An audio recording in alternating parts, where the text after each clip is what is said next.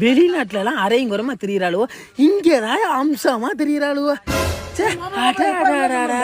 மாப்பிள்ள காலைல மாப்பிள்ள வந்தேன். டார்ச் லைட் வாங்கிட்டு வந்தியே.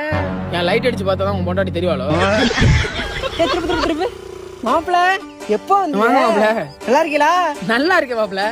நல்லா இருக்கேன் மாப்பிள்ள வெளிநாட்டு பாட்டுல ஏண்டா ஒரு பக்கமா ஸ்கேன் பண்ணா உனக்கு உள்ள பாதி கூடு, உனக்கு பாட்டுல ஒரு கேடு.